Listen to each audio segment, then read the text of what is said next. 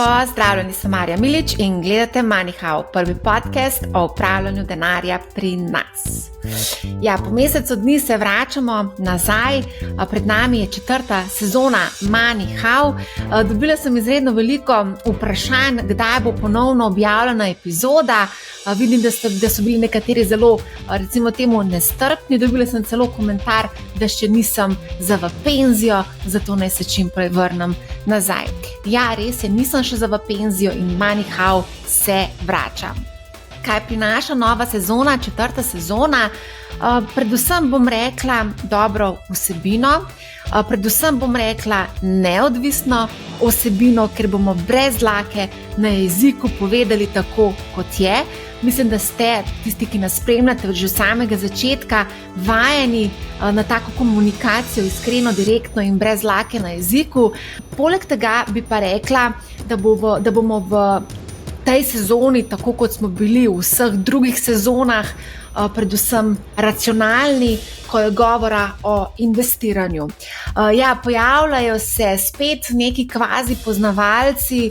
Mislim, te kvazi poznavalci so že dolg časa z nami, ampak vsakič znova, ko se pojavi nek nov obraz, kvazi poznavalec, sem nekako presenečena, kako v bistvu vpletajo z raznimi finančnimi nasveti. Mislim, da je bilo celo v sklopu neke zakonodaje, naj bi celo agencije za trg vrednostnih papirjev, te razne influencerje ali pa finančne influencerje ali pa konec koncev tudi druge, ki dajo neke naložbene nasvete, naj bi jih začeli malo bolj nadzorovati. Tako da upam, da bo se tudi iz tega kaj, da se bo nekako počistil ta trg. Najbolj zanimivo mi je to moram prav povedati, ker sem bila prav malo presenečena. Prikaže se graf, na grafu se poišče dno in se reče, ja, če bi na tej točki v dnu investirali, ko so bile delnice na dnu, investirali bi seveda lahko ustvarili, podvojili vložek ali pa potrojili vložek. Ja, iskati dno ali vrhove, to, kar smo že večkrat povedali v podcastu MoneyHow, ker je primarni cilj finančno opismenjevanje, je igra za norce. Torej, loviti dno ali vrhove je igra za norce. Skratka, mislim, da je izredno veliko napačnih sporočil in vsakič znova sem nekako pretresena, kako nekako se vpleta z vsem skupaj. Ja, nasvet je, gremo najprej zgraditi streho, pa bomo potem poskrbeli za temelje. Jaz sem izrecno proti temu, jaz sem zato, da se pač postavijo neki temelji, da se gradi na teh temeljih in da seveda potem se dodajo neke začimbice, zato da nekako damo dodaten boost našemu portfelju. Ja, zanimivo mi je tudi to, ko v zadnjem mesece se kar precej pogovarjam z različnimi ljudmi, ki so nekako vpleteni v to neko finančno opismenjevanje. Številni od teh so tudi člani oziroma so neka interesna združenja in tukaj se jaz v bistvu sprašujem, kako bo interesno združenje, ki zastopa interese članstva, nekako neodvisno predstavilo neko vsebino. Glede na to, da imamo konkurenco iz tujine, da se je zgodila demokratizacija financ, in da so se nekatere storitve pocenile zunaj naše države, mi si težko predstavljam, da bodo tako transparentno predstavljali te produkte, ker to pač ni v interesu njihovega članstva. Tukaj se mi zdi, da bo tudi en tak zanimiv eksperiment in seveda se veselim, da bom priča temu eksperimentu. Ja, mogoče tukaj, da vas še enkrat spomnim, na MoneyHow smo pripravili delavnico investiranja v ETF-e, septembra prihaja delavnica investiranja v delnice. Zakaj pripravljamo te delavnice? Predvsem zaradi tega, ker želimo transparentno predstaviti vsebino tako, kot je.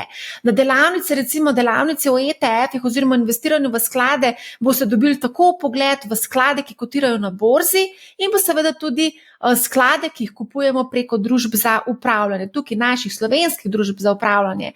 Popolnoma transparentno, z vsemi stroški vred, z vsemi rezultati vred predstavimo. Pa ne samo to, vsak, ki želi nekako vstopiti na ta trg, pa ne zna vstopiti na ta trg, smo pripravili seveda tudi nekako korake, kako se lotiti tega investiranja. Se pravi, kako odpreti trgovalni račun. Natančno navodila so za odpiranje trgovalnega računa na Interactive Broker, Brokers. Morate vedeti, da je tudi Interactive Brokers precej znižal provizije in stroške, tako da tudi z tega vidika je v bistvu lahko zelo konkurenčen v primerjavi seveda z našimi brokerji tu v Sloveniji. Hkrati je prišel nov broker na trg od oktobra lani, je na našem trgu, Trade Republic. Pripravila sem detaljno vprašanja, vse to, kar vi sprašujete mene in seveda tudi mene zanima kot investitorja, sem pripravila za predstavnike Trade Republic. Epizoda je posneta in bo objavljena v delavnici za investiranje v ETF-e in pa potem tudi v delavnici za investiranje v delnice. Odgovarjamo na vsa tista vprašanja, ki najbolj tarejo ljudi. Investiranje v ETF-e je v bistvu kar taka delavnica, sem sekunda, da jo odprem. Bomo majčkeno šli čez, kaj bi vam želela povedati vezano na to delavnico. Mogoče pač predvsem to, da kot rečeno je potrebno postaviti neke temelje in potem začeti graditi na teh temeljih. Tukaj govorimo tudi o varčevalnih ciljih. Jaz bi tukaj mogoče rada povedala to, kar dostikrat srednješolcem predstavim oziroma povem, kaj so v bistvu varčevalni cilji. Varčevanje ni nič drugega kot potrošnja v prihodnosti, pač ne boš danes potrošil, ampak boš čez 10 let ali pa 20 let ali pa čez 40 let. Kako zdaj postaviti te cilje? Podobno kot si postavljamo cilje za počitnice, se pravi, govorim o raznih varčevalnih destinacijah. Vsi vemo, kam želimo iti na počitnice. Torej, vemo, koliko denarja moramo dati na stran, zato da bomo na počitnicah uživali. In podobna logika velja tudi pri investiranju oziroma varčevanju za naše varčevalne cilje. Jaz vse spodbujam, da investirate oziroma varčujte za pokojnino, varčujte za zdravstvene stroške, ki bojo zelo boleči, brutalni, ko bomo prišli v tista leta in bomo potrebovali v bistvu nek servis zdravstveni, po domače povedano. Novi kolki, novi zobje, to stane več kot 10.000 evrov, tako da imejte tudi to v mislih. Govori se o cel kup nekih dodatnih dajatvah, ki jih bomo plačevali, ampak plačujemo tudi za našo pokojnino, pa ne vemo, kakšna bo naša pokojnina, ko se bomo pokojevali. Varčujte za pokojnino, postavite si varčevalne cilje oziroma destinacije in razmišljajte o svoji prihodnosti. To se mi zdi, da je en tak ključen nasvet, ki ga želimo v bistvu dati. Seveda, ko postavimo naše temelje, ko točno vemo, da imamo močne temelje, začnemo potem lahko s temi začimbicami in te začimbice so ponavadi delnice ali pa kakšne druge naložbe, marsikdo investira tudi v kriptovalute in pa seveda tudi v druge naložbe. Mogoče bi tukaj rada izpostavila predvsem to, zakaj delamo to delavnico za investiranje v delnice. Primarno zaradi tega, ker je bilo izredno veliko vprašanj na to temo. Bomo pripravili seveda tudi druge, ker je zelo veliko vprašanj, ampak zdaj jeseni prihaja delavnica investiranja v delnice. Tukaj bomo seveda spoznali, ne želim, da zdaj gremo takoj na to predavanje, zdaj bomo pa mi samo investirali v delnice, še vedno pač pravim, nek temelj more biti investiranje v ETF oziroma v neke razpršene košarice, da vam da tisto nekako varnostno blazino, če se seveda zlom trg, recimo pri delnici, če investiramo samo v eno delnico in če se ta sesuje za, 30, 40, 50%, je veliko bolj boleče, kot če imamo nek razpršeno košarico, ker te padci niso tako mogoče brutalni, ker se nekako razdeli ta upad. V glavnem, veliko vprašanje, kako kupiti delnico, katere kazalnike pogledati, in to seveda bomo vse zelo na enostaven način prikazali v tej delavnici. Pa ne samo to, veliko se zadnje čase govori o investiranju v slovenske delnice. Slovenske delnice so dividendno donosne, prinašajo lepe dividende. Slovenska borza je seveda tudi ena izmed najbolj donosnih borz, če gremo gledati na svetu, ampak seveda ta borza nosi tudi nekatera tveganja in se mi zdi prav, da se izpostavijo ta tveganja. Seveda investirati v slovenske delnice ali v tuje delnice, to je eno tako vprašanje, ki se ga bomo dotaknili tudi v tej delavnici. Mogoče sam tako za informacijo, jaz, ko sem začela prvič investirati, sem investirala najprej v slovenske delnice, takrat so bili mogoče malce drugačni časi, tudi malo ni bilo tako dostopen ta trg, kot je danes. Tako da ja, začel se je z nekimi temi delnicami, lahko pa rečem, da danes slovenske delnice predstavljajo zelo majhen odstotek mojega celotnega portfelja. Tudi aktivno se zanimam oziroma sem tudi preverila, kakšni so stroški prenosa mojih delnic na nekega drugega brokerja, ki je cenovno veliko bolj ugoden, hkrati pa tudi nima vseh teh stroškov, ki jih zaračunavajo naši brokerji. Ja, potem veliko vprašanje je bilo vezano na strategije izhoda. To je vedno vprašanje, kadarkoli imamo ali delavnico, dogodke ali ne vem, kamorkoli grem, kakšna je strategija izhoda. Moramo vedeti, zakaj gremo v neko zgodbo, zato da vemo, kdaj moramo iti ven iz te zgodbe. Čisto preprosto. Je pa res, da naprimer tudi se mi je zgodil recimo lansko leto en scenarij, ko sem realizirala dobiček s prodajo ene oziroma nekaj delnic in je bil ta dobiček kar precej velik. Na drugi strani sem pa imela tudi izgubarske delnice, tako da sem tiste izgubarske delnice v tistem momentu prodala, zato da sem pobotala z dobičkom. Tudi to je lahko ena od strategij izhoda, je pa seveda primarno ne gremo z mislijo, da bomo čez ne vem koliko časa ustvarjali izgubo, ampak gremo z mislijo, da bomo investirali v podjetje, ki bojo prinesla nek dobiček. Ampak ja, seveda se pa dogaja vse sorte na trgu, cel kup je nekih dejavnikov tveganja, ki jih moramo upoštevati, ko investiramo konkretno delnice. Ja, tukaj imamo potem tudi eno segment, kjer omenjam strategije nakupovanja oziroma reinvestiranja dividend. Se pravi, imamo številni brokerji danes omogočajo investiranje v konkretne delnice, tako da sklenemo varčevalni načrt in v bistvu sama trgovalna platforma v bistvu kupi delnice namesto vas, v bistvu se avtomatizira. Tako na Trade Republic imate to možnost, kot na Interactive Broker imate to možnost, seveda tudi na drugih verjetno brokerjih, za katere se pa pač nisem pozanimala, ampak se splača vsekakor to preveriti.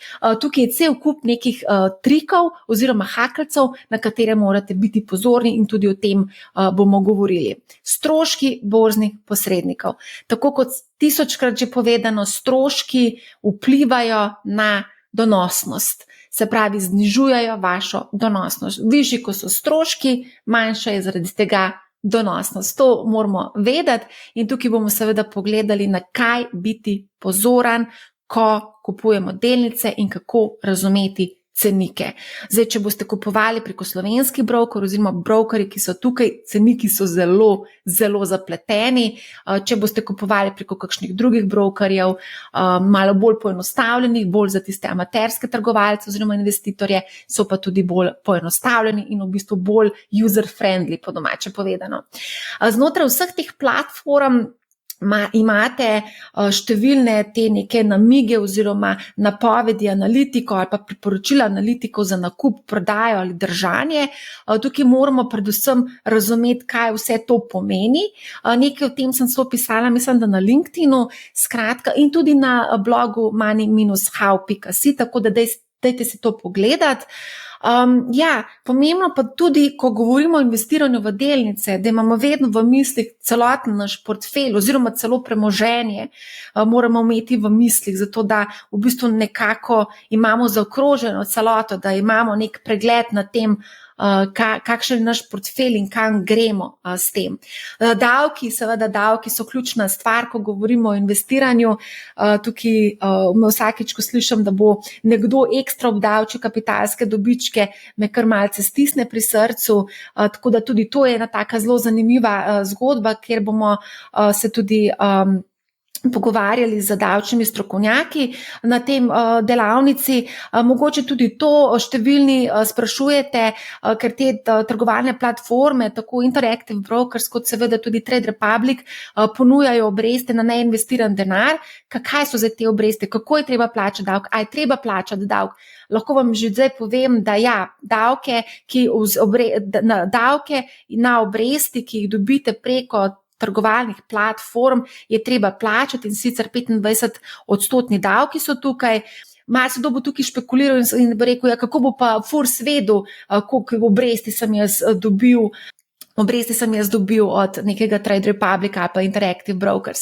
V bistvu je ta izmenjava med FURSom in ostalimi računi v tujini avtomatična in vsako leto v bistvu FURS prejme čisto vse podatke o nas, obresti, dividende, iztržki od prodaje ter drugi dohodki. Skratka, FURS vse te podatke ima in ne razmišljati o tem, da bi poskušali davke utajiti, ker se pač ne splača.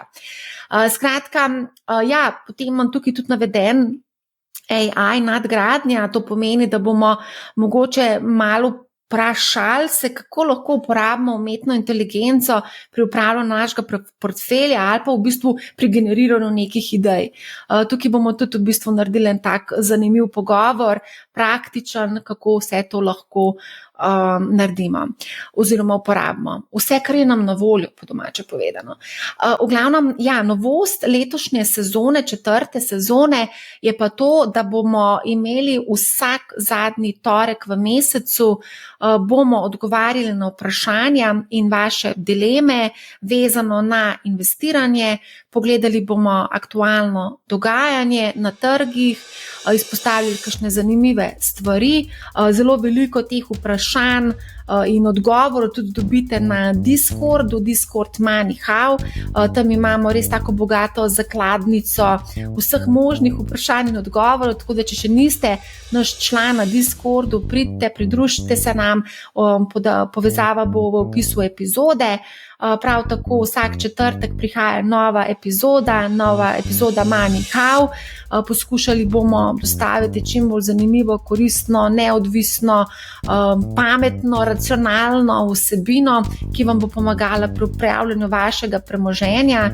To je v bistvu, in pa seveda, tako kot rečeno, delavnice za investiranje v ETF, delavnica za investiranje v delnice, pripravljamo pa seveda tudi druge dogodke, saj ste že vajeni, MoneyHow Live, ponovno pride, izvedli bomo nekaj tudi v malo bolj takem privatnem oziroma v malo bolj takem intimnem vzdušju, nekaj teh brančev, bom tako rekla, tako da pripravljamo neke take manjše zgodbe, pa tudi 2 večji zgodbi, tako kot vsako leto, ob novem letu in pa seveda potem spomladi.